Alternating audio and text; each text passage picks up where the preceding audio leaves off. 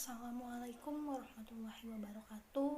Perkenalkan, nama saya Stefania Pratista dengan jurusan S1 Kebidanan dengan NIM 2110303026. Di sini saya akan melakukan kultum 7 menit, itu yang bertemakan tentang keimanan. Langsung saja kita mulai untuk kultumnya.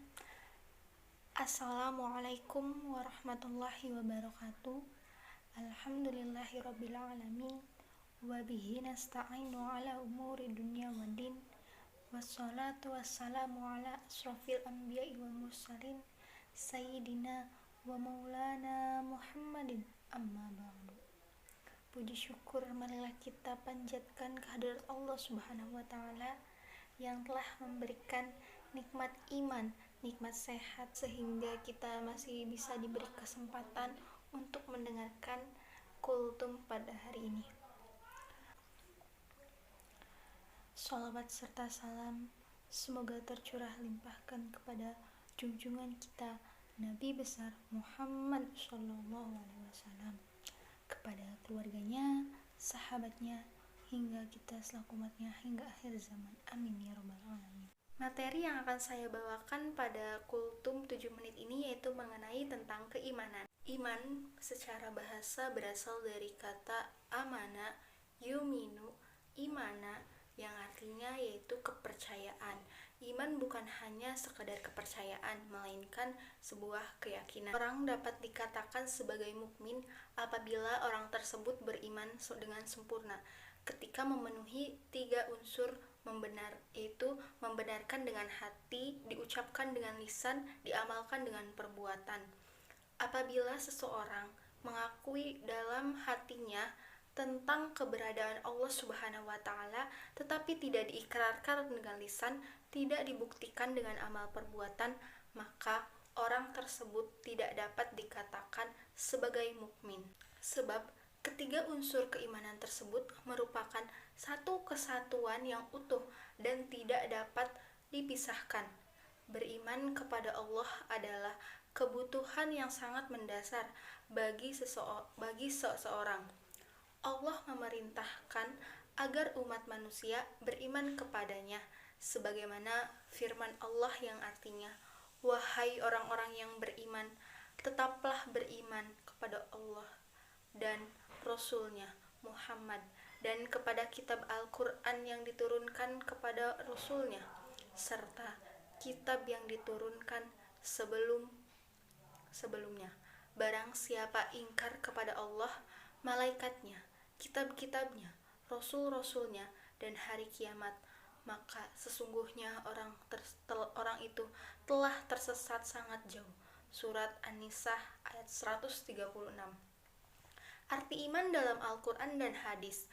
Arti iman dalam Al-Quran maksudnya yaitu membenarkan dengan penuh keyakinan bahwa Allah mempunyai kitab-kitab yang diturunkan kepada hamba-hambanya dengan kebenaran yang nyata dan petunjuk yang jelas. Sedangkan arti iman dalam hadis yaitu iman yang merupakan pembenaran batin, dan Rasul Allah menyebutkan hal-hal sebagai iman seperti akhlak yang baik, bermurah hati, sabar, cinta sahabat, rasa malu, dan sebagainya. Ruang lingkup iman yaitu ada 6.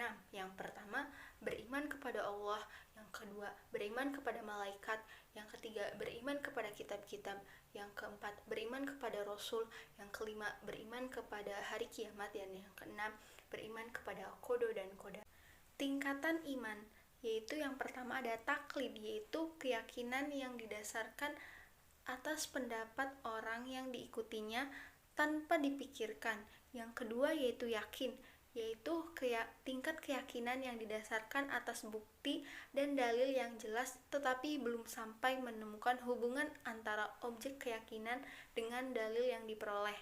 Yang ketiga yaitu ada ainul yakin, yaitu tingkatan keyakinan yang didasarkan atas dalil-dalil rasional, ilmiah, dan mendalam, sehingga mampu membuktikan ada hubungan antara objek keyakinan dengan dalil-dalil, serta mampu memberikan argumentasi yang rasional. Yang keempat yaitu ada hakul yakin, yaitu tingkat keyakinan yang didasarkan atas dalil-dalil rasional ilmiah dan mendalam dan mampu membuktikan hubungan antara objek keyakinan dengan dalil-dalil serta mampu memberikan argumentasi yang rasional dan selanjutnya dapat menemukan dan merasakan keyakinan. Selanjutnya yaitu ada tanda-tanda orang yang beriman. Al-Quran menjelaskan tanda-tanda orang yang beriman, yaitu yang pertama, sangat mencintai Allah Subhanahu wa Ta'ala. Yang kedua, jika disebut nama Allah maka bergetar hatinya, dan jika dibacakan ayat Al-Quran maka bertambah imannya serta bergejolak hatinya. Yang ketiga yaitu senantiasa tawakal diiringi doa dan harapan untuk tetap hidup dengan ajaran Allah menurut sunnah Rasul. Yang keempat yaitu tertib dalam melaksanakan sholat dan selalu menjaga pelaksanaan sholatnya. Yang kelima yaitu menafkahkan rezeki yang diterimanya ke jalan Allah Subhanahu wa Ta'ala. Implementasi iman dalam kehidupan seseorang yang beriman dengan sebenar-benarnya akan berpengaruh dalam kehidupannya.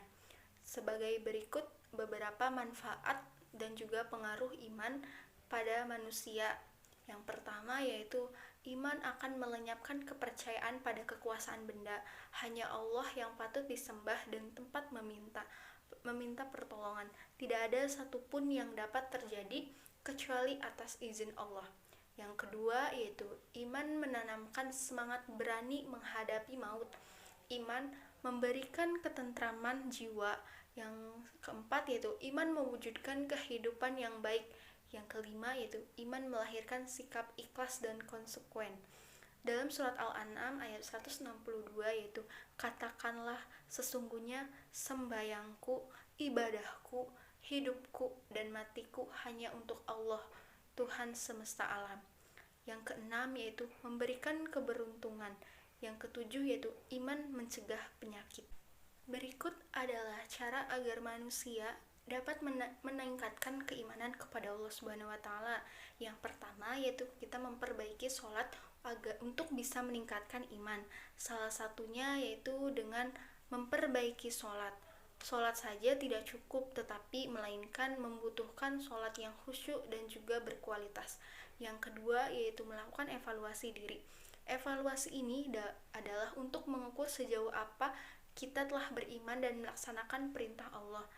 Evaluasi harus dijalankan oleh diri sendiri, bukan oleh orang lain.